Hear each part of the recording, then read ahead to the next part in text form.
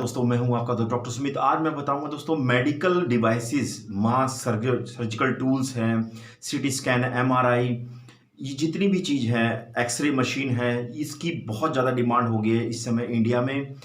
इसीलिए मैंने ये वीडियो बनाया है। मेरे पास बहुत सारे क्वेश्चन आए, सर हम मेडिकल डिवाइसेस कैसे इंपोर्ट करें। दोस्तों मेडिकल जो डिवाइसेस है वो ड्रग्स एंड कॉस्मेटिक एक्ट 1940 और 1945 के अंडर ये एक्ट है। इससे कोई भी होलसेलर कोई भी इंपोर्ट करना चाहता है तो इनसे इन जो एक्ट्स है इनके अंडर आपके पास एनओसी होनी चाहिए।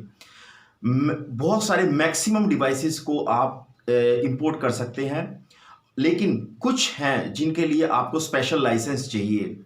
ये है जैसे हार्ट में स्ट्रेन लगता है, ऑर्थोपेडिक्स जब हम नी रिप्लेसमेंट करते हैं, घुटना रिप्लेसमेंट करते हैं, कोई जॉइंट रिप्लेसमेंट करते हैं तो उसके लिए एक अलग लाइसेंस होता है, एक अलग अथॉरिटी से एनओसी लेनी पड़ती है जिसको हम कहते हैं CDSCO।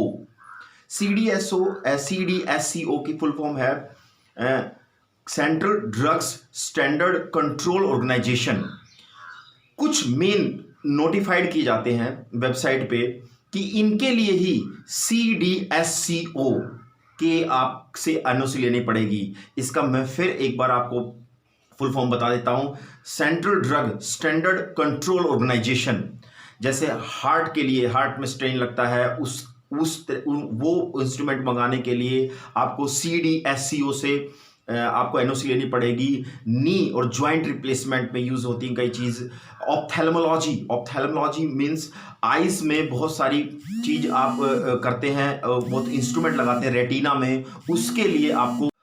तो ब्रेन में कोई प्रॉब्लम आ जाती है, जॉइंट्स में आ जाती है, तो इनके लिए आपके पास CDSCO central drugs standard control organisation, इससे आपको एनओसी लेनी पड़ती है। नॉर्मली बहुत से इंस्ट्रूमेंट के लिए आपको कोई भी एनओसी लेने की जरूरत नहीं पड़ती, और ये सारे के सारे आपको रजिस्ट्रेशन करना पड़ता है act drugs and cosmetic act 1940 और 1945 के अंतर्गत।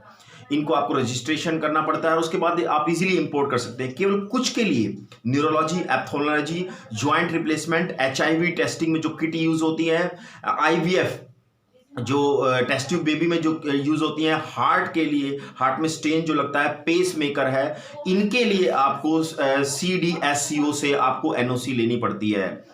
बाकी को आप मास्क है, सर्जिकल टूल्स है, बेड्स है, शीट्स हैं, और सारी चीज़ हैं, सैनिटाइज़र है और ऑक्सीजन कंसंट्रेटर है, इनको मंगाने के लिए आपको कोई एनओसी लेने की कोई भी आवश्यकता नहीं है। और इस समय दोस्तों जो ये पैंडेमिक है, इसमें जो इंपोर्ट ड्यूटी है वो बहुत कम कर दी है गवर्नमेंट ने, तो आप इसको इंपोर्ट कर सकते हैं। CT स्कैन इंपोर्ट कर सकते हैं, MRI magnetic resonance imaging import कर सकते हैं, एक्सरे इंपोर्ट कर सकते हैं।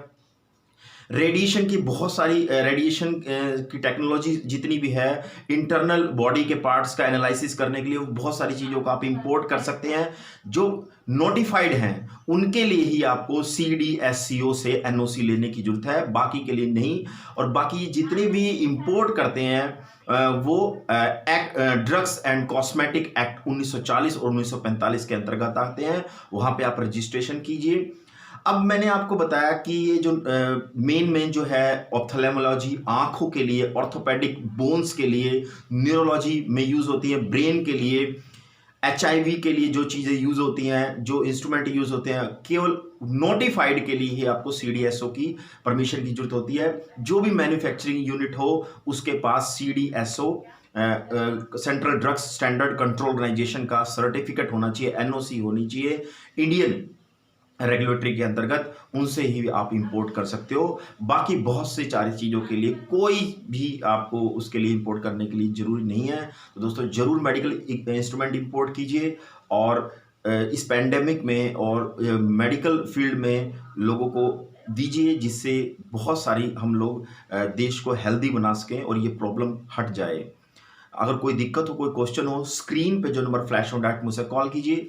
मेरा नाम डॉक्टर सुमित है। मैं आपको बताऊंगा कैसे आप मेडिकल इंस्ट्रूमेंट इंपोर्ट कर सकते हैं इंडिया में और एक्सपोर्ट भी कर सकते हैं इंडिया से।